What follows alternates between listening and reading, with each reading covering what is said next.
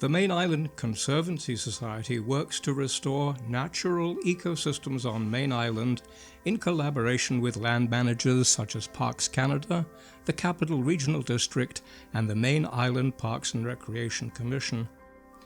Henderson Park has been one of our areas of focus. The park was partially logged in 2005 before being donated to the community of Mayne Island in 2006. Despite being only 26 acres in size, this small park is home to a great diversity of plants and animals. Less than 5% of Mayne Island is protected from development, making Henderson a significant component of parkland on the island. The park provides valuable recreation opportunities for visitors and residents to Mayne Island, including 2.6 kilometers of hiking trails, an interpretive nature trail, and beach access.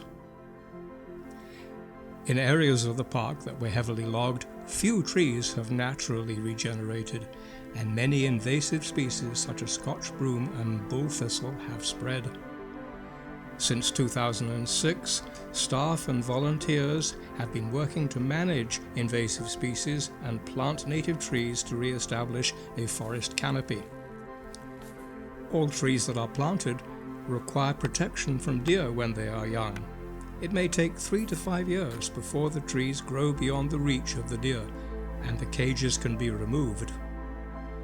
The Mayne Island Conservancy Society manages a native plant nursery where trees and shrubs are grown from collected seeds and cuttings.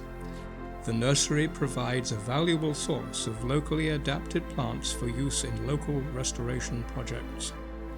Great strides have been made in restoring this unique park, but many years of restoration work are ahead. Thank you to the dedicated volunteers, partners and sponsors who continue to contribute to this valuable work. If you are interested in getting involved, please contact us here at the Mayne Island Conservancy.